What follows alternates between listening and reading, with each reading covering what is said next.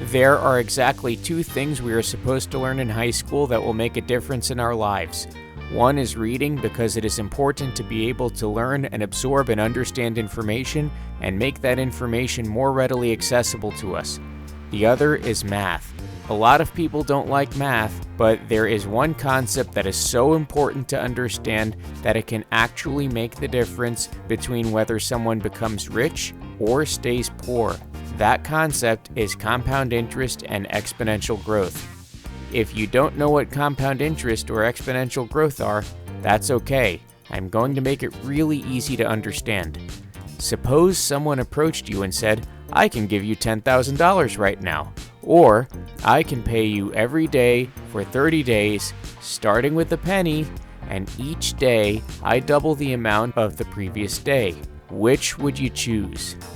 Well, $10,000 for most people is a life-changing amount of money. You can use it to pay off a credit card, pay down a car loan, pay a medical bill, or something. For a lot of people, it can lift a huge burden they have weighing them down. But if you would get a penny for the first day, and then 2 pennies the next day, and then your payment doubles every day for 30 days, that's not a life-changing amount of money. That is plain F-U money, where you can quit your job, tell off your boss, and leave excrement on the carpet, because who's going to stop you at that point? You can afford any lawyer you want because you would have over $10 million. That's the power of exponential growth. It can turn savvy investors into wealthy investors, and it can make those who struggle financially struggle even harder. I'll give you an example. When most people buy a car, they take out a loan to do it. Let's say you want to buy a brand new BMW for $40,000, but you only have $10,000 in cash. You go to take out a 4-year car loan for $30,000 at 3% interest. The way a loan payment is calculated is a little bit complicated, but I'll leave a link for that in the description.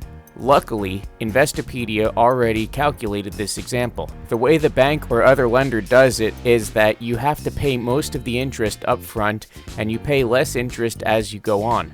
All the while, you think you got a good deal on the car and that you have a low monthly payment. Is it? You're paying $644 per month for 4 years.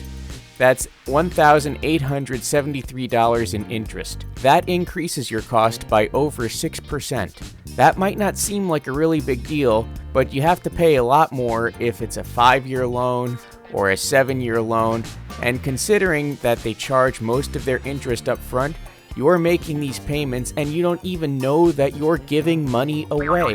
This high upfront interest is the hidden cost of borrowing money that so many people don't see, and it really hurts them in the long run. Personally, I might not always have the cash to buy a car, but when I buy it, I try to put down as much as I can, and I try to pay it off within a year because I don't want to pay interest, and heaven forbid something should happen to the car and it doesn't drive anymore. I don't want to be stuck paying for it.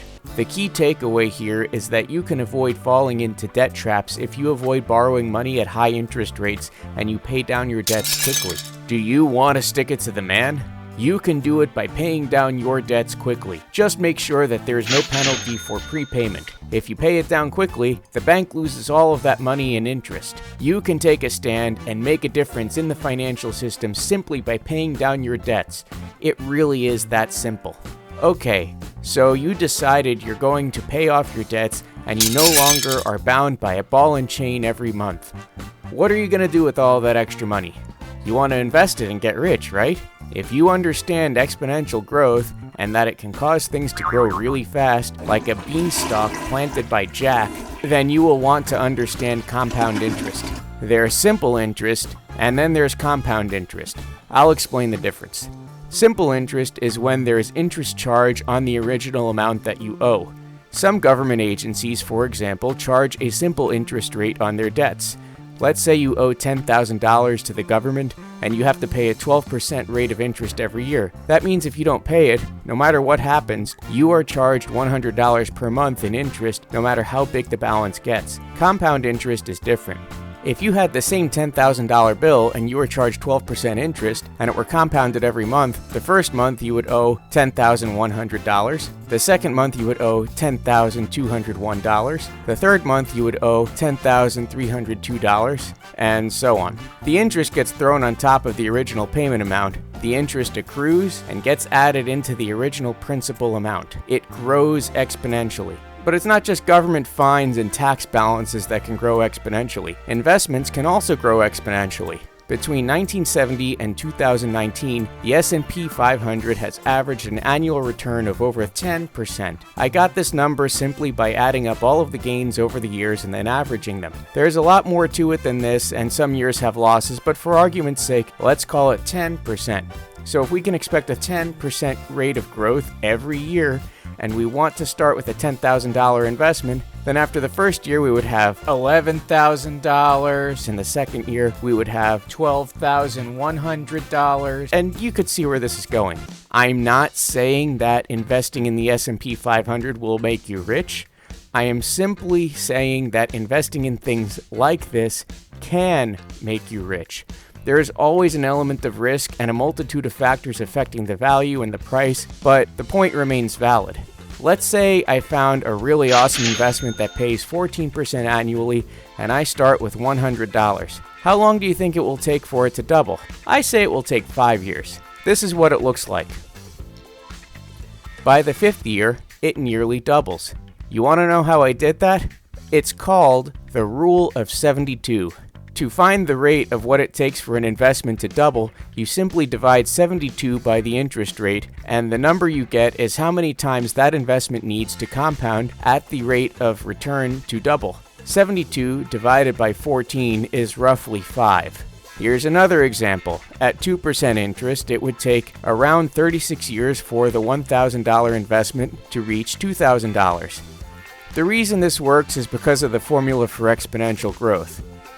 So it should actually be the rule of 69, because dividing 69 by the interest rate would give us the correct answer. But 72 is an easier number to work with and gives you a good enough general idea. I want to bring up one more thing to show how powerful understanding these things really can be. If you look at the Forbes 100 list of wealthiest people, around 30% of them who are self-made did so through some form of investing or banking. It's a minority of these mega wealthy that got it through inheritance or inventing technology. Learn to invest. It only requires a high school level of math, mainly understanding exponential growth and compound interest to understand, and it can make you rich. Please give this video a like and subscribe. Leave a comment down below and let me know what you think.